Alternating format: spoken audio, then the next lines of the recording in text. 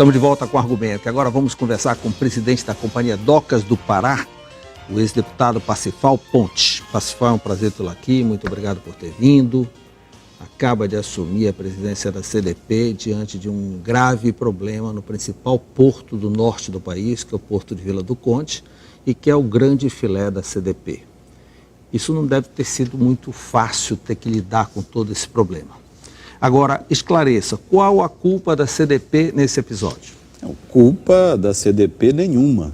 A CDP, a autoridade portuária, ela tem um porto que oferece os serviços desse porto aos agentes marítimos, aos armadores, para aportarem seus navios, embarcarem ou desembarcarem as suas cargas. A CDP não é uma operadora de navio, a CDP não é uma operadora portuária, não é uma agência marítima, é uma autoridade portuária. Então, a culpa da CDP nesse acidente é nenhuma. A culpa vai estar sendo apurada pela polícia através de um inquérito policial que está em andamento dentro daquelas autoridades do navio, o comandante e seus tripulantes. Se houve culpa, porque muitas vezes não houve culpa também da tripulação, mas se houve culpa, é da tripulação. Bem, as consequências atingiram uma população bastante grande, 3 praias daquela região, toda uma população ribeirinha, assim por diante. Até hoje já se passaram alguns dias e a coisa não se resolveu. E agora está instalado que o problema é no porto. Dos 8 berços do Porto de Vila do Conde, 1 está impedido com o navio naufragado. Quais as providências daqui para frente? Nós temos 8 berços, são 4 pias com 8 berços em Vila do Conde, como você já disse, é o maior porto do arco norte do Brasil, é Vila do Conde.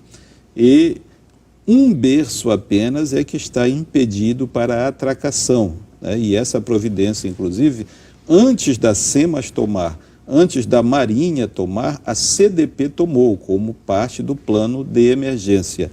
No momento em que ocorre um problema em um berço, imediatamente a CDP interdita aquele berço. Então o berço foi interditado. Posteriormente, no mesmo dia, a própria Marinha do Brasil interditou o berço, que é o berço interior, é o 302 do Pier 300, e no outro dia a SEMAS interditou.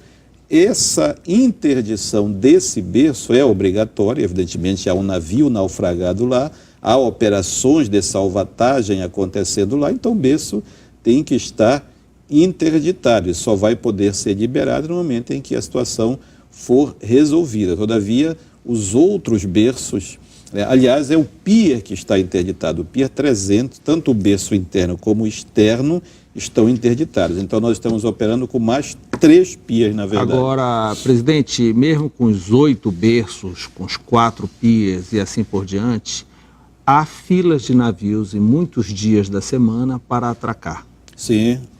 Sem um desses berços, creio eu que o prejuízo está sendo muito grande. Com certeza, isso é o que nós chamamos de lucro cessante da CDP. E nós estamos ouvindo falar, estamos lendo que a solução desse problema, quer dizer, puxar esse navio lá de baixo, limpar toda a área de óleo, de carcaça, de boi e assim por diante, vai demandar 4 meses, é isso? Correto. A empresa de salvatagem, que é a Mammoet Salvage, que aliás é uma das maiores e melhores do mundo, a referência que a gente sempre faz dessa empresa é que foi ela que participou do resgate do Costa Concórdia, aquele transatlântico que naufragou na costa da Itália, e também do resgate do submarino Kursk, que afundou no mar de Barents, aquele submarino russo. Foi essa empresa que está em Barcarena fazendo a salvatagem do Aidar, participou dessas 2 salvatagens e de várias outras.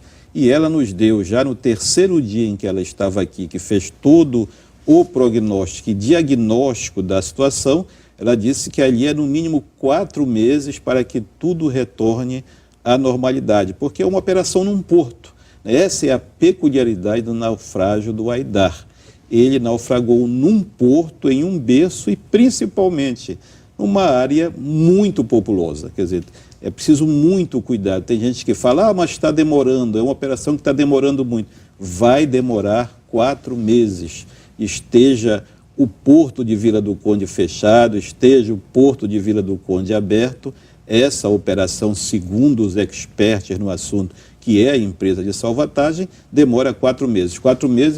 Em 4 meses, o navio não estaria mais lá e todos os efeitos e consequências do naufrágio estariam absolutamente mitigados. Quem banca esse prejuízo todo? A seguradora, a empresa importadora? Como é que funciona? O responsável, você me perguntou no início quem são os culpados. Ninguém sabe quem são os culpados até agora. Com certeza até porque a empresa importadora, ela terceiriza, ela parece que aluga esses serviços, navio. Eles são muito departamentalizados, né? O serviço marítimo, o marco regulatório dos portos, não é só no Brasil, a lei dos portos brasileira, ela foi copiada, houve adaptações da lei dos portos norte-americanos, da lei dos portos europeus. Então, os serviços de portos é muito departamentalizado. Por exemplo, a agência marítima, o que é a agência marítima? É o despachante do navio. É aquele que vai na Receita Federal carimbar a carga, que vai na Anvisa, que vai na Superintendência de Agricultura, e isso está tudo dentro do porto. O dono do navio, que é o armador, é o que é o responsável objetivo por tudo isso. A conta quem tem que pagar é ele, é o dono do navio. Pela legislação brasileira e pela legislação internacional, o dono do navio, que é o armador, é o responsável pecuniário por tudo aquilo que ocorrer com o navio. Existia um seguro na operação? Sim, sim. Como são coisas muito caras, né, o preço de um navio é alto, o preço de uma salvatagem é alto, inclusive neste naufrágio do Aidar há uma peculiaridade. O preço da salvatagem é mais caro que o preço do navio, porque esses navios, como são navios antigos, adaptados, em termos, são navios baratos. Um navio desse, por exemplo, custa 7 milhões de dólares. Você compra aí num cemitério de navios, isso é uma coisa que tem que ser observada e prevenida daqui para frente.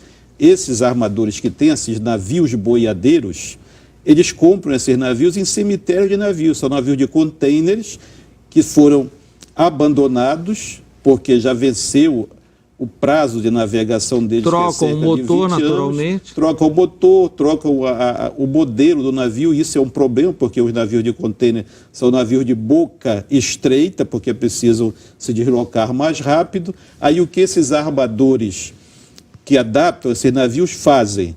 Eles simplesmente fazem andares no navio, fazem decks para receber e com carga viva, que fica se mexendo. Com carga viva. Então, o centro de gravidade do navio fica muito delicado. Por isso que eu acho, isso é uma opinião minha, particular minha, o problema ali foi manejo de carga e lastro. Bem, presidente, logo mais nós vamos voltar ao uso do Porto de Vila do Conde para continuar sendo operado com carga viva e coisa parecida, ou o surgimento de um novo porto. Eu lhe pergunto o seguinte: hoje houve uma manifestação dos moradores daquela região em frente ao escritório da CDP em Barcarena. Eles reivindicam uma celeridade da questão e uma celeridade num pagamento de uma bolsa, alguma coisa, durante esse período em que aquela região está afetada. Hoje houve uma reunião, né, de Assembleia Geral na CDP, inclusive com a presença do ministro dos Portos. E o que ficou decidido disso? O que ficou decidido nesta reunião é que a CDP foi autorizada pelo CONSAD. Essa reunião foi a reunião do Conselho de Administração da CDP. A estrutura da CDP, existe uma diretoria, da qual eu sou o presidente, sou o diretor-presidente desta diretoria da CDP, e existe acima desta diretoria o Conselho de Administração da empresa, que é o CONSAD. E essa reunião do CONSAD autorizou a CDP a fazer esse pagamento de um subsídio de um salário mínimo por família atingida. Já há o cadastro? Ainda não. Esse cadastro, estas famílias que deverão receber esse pagamento serão fornecidas à CDP pelo Ministério Público Federal, porque inclusive o Ministério Público Federal, numa ação cautelar que entrou contra a CDP, contra a operadora portuária e contra a dona da carga, que é a Minerva Foods, ele lista essas famílias prejudicadas, que são cerca de 150 a 157 famílias, que receberiam esse valor, e evidentemente isso pode aumentar, porque no momento em que você publica um subsídio desse, a coisa tende a se tornar, sim, se não for contido pelo Ministério Público Federal, isso não tem fim. E por falar em Ministério Público Federal, ele solicitou à Justiça o bloqueio total do Porto de Vila do Conde. Exato. Ainda não houve uma decisão judicial. Ainda não. E, em função disso, o Porto continua operando normalmente, operou normalmente. hoje normalmente. Operou hoje. Tá. E qual é a expectativa em torno disso? Se de repente a Justiça acata essa solicitação do Ministério Público, o prejuízo é da ordem de quanto, presidente? O prejuízo da CDP é de 80% da receita da CDP. Eu coloco, inclusive, os nossos... O Porto de Vila do Conde representa 80% da receita da CDP. É isso que representa o Porto de Vila do Conde para a Companhia Docas do Pará. Os outros portos da Companhia Docas de Pará, Miramar, Belém, Santarém, Altamira, Itaituba, 20% da receita. Vila do Conde, 80% da receita. A Vila do Conde movimenta no Pará por ano 4 bilhões de reais. Então, nós esperamos que a Justiça Federal, embora nós estejamos preparados para atender todas as outras reivindicações que o Ministério Público fez na sua ação, não decrete o fechamento do Porto de Vila do Conde, porque se o Porto de Vila do Conde fechar, inclusive, a CDP não tem condições de atender as outras reivindicações. A CDP não terá condições, talvez, de pagar a sua folha de pagamento. E até a operação de salvatagem ficaria prejudicada. Prejudicada, até porque a CDP, até o momento, está tendo cerca de 200 mil a 300 mil por dia de despesa com essa salvatagem. Porque como os atores que devem aportar esses pagamentos para a salvatagem não estão no Brasil, um está no Líbano, outro está em Paris, outro está em Nova York, outro está em Londres, porque é um clube de seguradoras. Como as operações são caras, não é uma só seguradora, são várias seguradoras. Uma segura o casco do navio, outro segura a máquina do navio, outro segura o óleo, outro segura a carga. Então, quando surge uma despesa, todos têm que aportar na proporção daquilo que segurou. E a CDP não pode esperar isso. Então, nós estamos aportando na frente e vamos ser ressarcidos. Por isso, a operação está andando. Se não fosse isso, a operação levaria 1 ano. É 4 meses, porque a CDP está adiantando os valores da salvatagem. Presidente, como é que ficará daqui para frente essa exportação de boi vivo? Ela já está configurada na economia do Pará. O Pará tem um rebanho de 22 milhões de cabeças de gado e 4,5 milhões por ano precisam ser descartadas do rebanho. Virar filé. Exatamente. Né? Então, virar carne para consumo. Bem, o Porto de Vila do Conde hoje é o maior exportador de boi vivo do mundo. Sim. O maior exportador de boi vivo, na verdade, não é Vila do Conde, é a Austrália. Austrália? O Brasil é o terceiro, na verdade. A Austrália é o primeiro, o segundo é o Canadá, né, e o terceiro é o Brasil. Então isso cala um pouco aqueles que dizem que isso é uma operação de terceiro mundo, né? Se tem a Austrália e o Canadá na jogada. Austrália e Canadá. Canadá, que é um país tido como um dos países... Modelo e assim por diante. A pergunta é o seguinte, por que não existe um porto específico para esse tipo de carga, que é uma carga um pouco diferente, por todos esses detalhes, o tipo de navio, são navios antigos, a carga... é complicado, não é nada muito fácil, e de repente acontecendo um episódio como esse, nós já vimos o grau de prejuízo que causa, né? Por que não existe um porto específico para boi vivo, considerando essa operação tão importante na economia do Estado? Isso seria algo a se discutir com o próprio Estado, por exemplo. A Companhia Docas do Pará não tem condições de investir para fazer um porto específico para isso. Até mesmo a política do governo federal para a questão de portos no Brasil está saindo do investimento público e indo para o investimento privado, inclusive o primeiro arrendamento privado, segundo o que nos informa a Secretaria Especial de Portos, vai ser agora, no final de outubro, exatamente uma área em Vila do Conde. Então a CDP não tem condições de a CDP construir um porto especificamente para a carga viva. Mas como você acabou de dizer, é algo que já tem uma grande influência na economia do Estado. O ano passado foram cerca de 500 mil cabeças que foram exportadas por Vila do Conde. Esse ano vai haver um decréscimo, porque nós vamos perder daqui para o final do ano, com esse acidente que ocorreu em Vila do Conde, a exportação de cerca de 200 mil cabeças que já estão indo para o Maranhão, para ser exportada através do porto do Itaqui.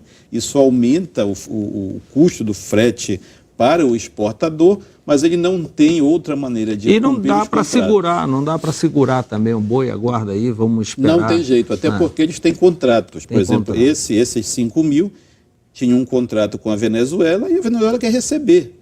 E eles têm contrato imediatos com cerca de mais 60 mil cabeças. E passaram a embarcar por Itaqui, no Maranhão.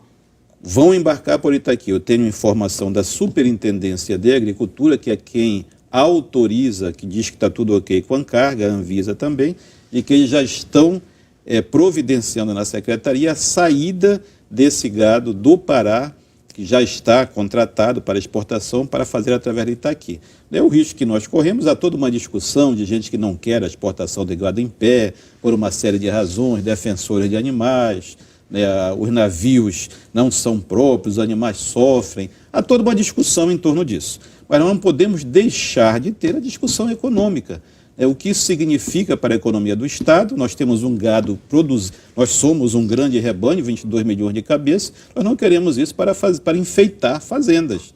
O gado é uma economia, se transformou numa commodity nesse aspecto. Então, a discussão tem que passar por aí. Nós vamos perder essa exportação, porque se de repente a logística mudar para o Maranhão, o estado do Pará perdeu esta característica de ser um grande exportador de boi em pé e é também um grande exportador de carne, através dos seus frigoríficos, mas nós vamos perder isso. Presidente, o poder público não teria uma forma, junto com a iniciativa privada que toca esse tipo de atividade, de criar um porto privado para que eles cuidem disso? Eu tratei disso com o exportador, com a Minerva Foods, que era dona dessa carga de 5 mil cabeças, e que exporta praticamente 90% desse gado em pé que está saindo do Brasil através do Pará. A Minerva Foods é a maior exportadora de gado em pé do Brasil e a segunda exportadora de carne do Brasil. Depois da Friboi, é a Minerva Foods. E eu tratei isso com eles a semana passada, tratando desta situação, eles querendo uma solução para a exportação. Eu disse que eu não tinha como dar essa solução imediatamente, porque o único porto nosso, da CDP, que reúne as condições de exportar o gado em pé, é realmente Vila do Conde. E coloquei isso a eles: olha, vocês abrem os olhos, vocês precisam de um porto de vocês. Porque, inclusive, se vocês alfandegarem esse porto, podem exportar outro tipo de carga, não só o boi vivo. E o vice-presidente da Minerva Foods ficou de pensar e discutir isso com a sua diretoria, mas realmente deveria caminhar para isso. O Estado do Pará, seja através da iniciativa privada ou através do próprio Estado, através de um porto público estadual, desenvolver uma logística específica para ter um porto específico de gado em pé. Presidente, foi bastante anunciado o leilão de arrendamento de vários portos no Pará, começaria pelo Pará e por Santos. Correto. Agora saiu a notícia de que no dia 26 ocorrerá a primeira licitação, porém só do porto de Vila do Conde. O que aconteceu com o porto de Belém, de Miramar, do Outeiro, de Santarém? O que aconteceu com os outros? Na verdade, Bona, esses outros portos estão todos aprovados para serem licitadas, áreas nesses portos. É preciso que se esclareça que não é a venda do porto. E nem o porto privada na totalidade, são algumas áreas dentro do porto. Para a iniciativa privada explorar. Por que isso, no caso Como já acontece em Barcarena com várias empresas, né? Exato. Só que estão todas, as empresas que estão hoje em Barcarena são operadoras dentro de um porto público. Nesse caso, esse arrendamento que será proposto dia 26 é uma área que pertence à CDP, mas que aquele que vencer o processo licitatório vai ter que construir o porto. Ele não vai ter pia. É diferente, por exemplo, dos aeroportos. Quem comprou Guarulhos só fez ampliar. Já recebeu a estrutura montada. Uma estrutura pronta com avião pousando e avião... Aqui vai ser só um terreno, ele vai ter que cortar o mato, ele vai ter que fazer tudo do zero. O investimento todo. Investimentos aí, por exemplo, nesse caso de Vila do Conde, é investimento de R$1 bilhão. Todos os portos que estão prontos para licitar no Pará daria um investimento de cerca de 3 bilhões. Então, o primeiro vai ser esse de Vila do Conde, não quer dizer que os outros não venham atrás, é isso? Todos serão, com certeza, porque o Arco Norte cresce por ano 10%. Hoje nós não temos, se um navio, por exemplo, quiser aportar em Vila do Conde, fazer um novo trajeto por Vila do Conde, ele tem que esperar 6 meses, porque todos os nossos berços estão ocupados durante o ano inteiro. A programação é feita anualmente. Se nós dobrarmos os portos do Pará, nós teremos carga e trânsito suficiente para isso. Daí porque o governo federal resolveu arrendar áreas em Belém, áreas em Vila do Conde, áreas em Santarém. O Porto de Santarém, por exemplo, precisa ser duplicado. Nós temos só um pier lá com 2 berços. Precisaríamos duplicar, investimento aí de 300 a 400 milhões. A Companhia Docas do Pará não tem recurso para isso, o governo federal não tem recurso para investir, está chamando a iniciativa privada para fazer mais um pier lá. E são portos convidativos, vai ter comprador para todas as áreas, porque há mercado. Presidente, o porto de Miramar, que recebe todo o combustível do Estado, me parece, ou só da Grande Belém, é do Estado? O todo? Estado inteiro, praticamente, o que vem por água. Né? É um porto que já tem mais de 40 anos, já está no centro da cidade, cercado de conjuntos habitacionais. Deus nos livre, não aconteça um episódio como nós jamais poderíamos imaginar, que 5 mil bois iriam morrer ali no porto de Vila do Conde. Agora, é um risco muito grande, não? É fato, é fato. Miramar é uma bomba controlada. É uma bomba controlada. E no século passado, Belém já tem um histórico sobre isso. Por que não tomar providência antes? Não tem nenhum projeto, não tem nenhum pensamento a respeito disso? Por que não levar logo esse porto para próximo de Vila do Conde, onde há toda a operação, e modernizar a coisa?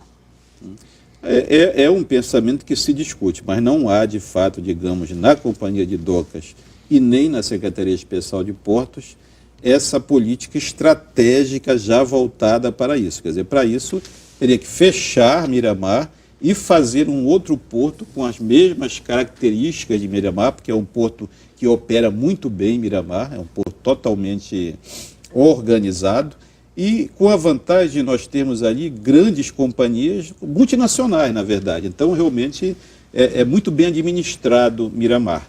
Mas aí teria que ser uma política de fechamento, mas oferecendo essa outra área que não há estrategicamente ainda na Companhia de Docas do Pará. Como não existe essa estratégia, no entanto, existe uma estratégia de licitar novas áreas em Miramar. Sim. Essa estratégia E não é uma incoerência, presidente? Da CEP de citar mais áreas em Miramar, porque é altamente rentável. Por que altamente rentável? Sem dúvida, mas o risco para a cidade, isso não é levado em consideração? Se há esse risco alto, até hoje não foi levado em consideração. O que Miramar diz, o que as empresas que operam lá, é que há uma garantia de segurança por uma série de prevenções que são tomadas.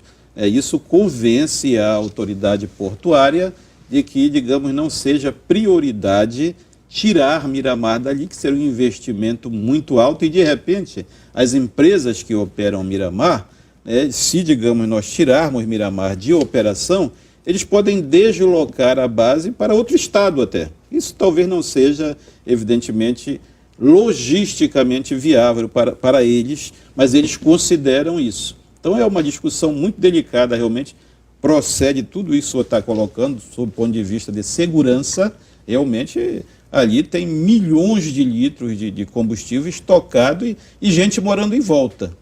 Há vários portos desse tipo no Brasil, e que não há essa estratégia de tirá-los do centro urbano. É uma discussão que é verdade, todo mundo foge. A logística nacional foge desta discussão de tirar estes portos de centros urbanos. Presidente, o Porto de Belém, que muita gente diz que já está terminando, que está nos finalmente, hoje ele ocupa só uma área entre a Doca e o Ver o Rio. O que fazer com os demais armazéns que estão meio abandonados lá? Por que não dá uma providência, não repassar para o Estado, para a Prefeitura, com aproveitamento tipo a Estação das Docas? A Estação das Docas continua alocada para o Estado. Sim. O Estado paga um aluguel. Paga um aluguel. Está em dia isso? Não. Não está em dia. Mas administrado, né? Evidentemente que a CDP não tomaria uma providência de querer despejar o Estado dali, né? A mesma coisa, por exemplo, o terminal hidroviário. O terminal hidroviário de Belém, que o governo do Estado construiu, na verdade, fez parte do contrato da Estação das Docas. Para a Companhia de Docas do Pará ceder os galpões que o Estado fez para ser a Estação das Docas, o Estado se comprometeu a pagar um aluguel mensal à Companhia de Docas e a construir o terminal hidroviário de Belém, né? E foi feito um acordo com o Estado, quando esse terminal estava sendo construído, e que o próprio Estado operaria, né? Mas há realmente uma dívida dos dois equipamentos. Das duas locações. E os demais armazéns, que estão totalmente ociosos e abandonados, numa área extremamente interessante para a cidade? Esses outros armazéns poderiam e podem ser destinados à mesma equipagem. Poderia ser um shopping, um complexo portuário como é a Estação das Docas. O que ocorre é que já se fez essa tentativa, inclusive, mas não houve interesse, e nós estamos preparando para novamente lançar esses editais, que seria da forma de proposta de manifestação de interesse. Tanto as áreas desses armazéns, como a área do outro lado. Interesse do poder público ou a iniciativa privada teria vez? Poder público e iniciativa privada. Iniciativa privada pode fazer a sua proposta. E não é só aquela área dos armazéns. É a área dos armazéns, que é a área mais nobre, porque é a beira do rio, na beira da Bahia. Isso. E a outra área aqui do outro lado, que vem desde ali da esquina... Do antigo Colarinho Branco. Exato, do antigo Colarinho Branco. É uma área grande, nobre. Uma área enorme, até a praça, a primeira praça, que aqui... Essa licitação vai ser para venda ou locação dessa área? Não, a proposta de manifestação de interesse, o que é? O Estado, o município ou um empresário privado propõe, olha, aqui eu quero essa área para fazer um complexo hoteleiro, com shopping, com estacionamento, e eu pago para a CDP tanto por mês. Ou eu pago para a CDP tanto e tenho a concessão de trabalhar aqui por 50 anos. Isso vai depender da modelagem que o interessado der, e a CDP vai apreciar, através de uma comissão, o que seria mais interessante para ela. Nós queremos ver se conseguimos fazer isso até janeiro ou fevereiro. Essa área daqui antes, que é um processo menos complicado para que são os armazéns, né? A área daqui. Ah, sim, a retroportuária. Exato, a área que seria a área não portuária. Certo. Né? E esse outro, que são os armazéns, ainda está gravado como área portuária. Nós temos que desagravar, esse processo já está sendo feito, e depois de desagravar, nós vamos lançar a proposta de manifestação de interesse. Eu acho que essa aí, inclusive, se bem que nós estamos numa crise no país, e os investimentos aí precisam ser altos, mas creio eu que realmente é uma das últimas áreas de Belém que são extremamente convidativas. Presidente, depois desses dias de crise, parece que a coisa agora tende a acalmar, pelo menos está tudo equacionado, aguardando o tempo. O tempo é necessário para que seja tomado todas as providências, não é isso? Exatamente, né? Nós precisamos, evidentemente, exercer. Todos nós estamos com pressa. Às vezes as pessoas me dizem, mas isso está muito devagar. Rapaz, não tem ninguém que tenha mais pressa do que eu para resolver isso. Todavia, nós não podemos atropelar os procedimentos. Os procedimentos têm que ser todos tomados com absoluta segurança, ou no processo de salvatagem pode acontecer um desastre pior do que o próprio naufrágio do navio. E para deixar claro, a indenização de um salário mínimo por família daquela região, o cadastro será fornecido pelo Ministério Público Federal. Ministério Público Federal. É o Ministério Público Federal que já, inclusive, nesta ação que entrou, já listou algumas famílias, e ele mesmo disse que poderá excluir ou incluir famílias. Então, ficou a cargo do Ministério Público Federal fornecer para a Justiça, para a CDP, quem são as famílias que receberão esse subsídio. Presidente Parsifal Pontes, muito obrigado por essa entrevista. Volte sempre, que são assuntos palpitantes. Muito obrigado, Bona, para você, e estamos às ordens. Sempre que quiser conversar, nós vamos voltar aqui. Ok, obrigado. Obrigado pela sua companhia. Estaremos de volta na próxima segunda-feira, no mesmo horário. Tchau.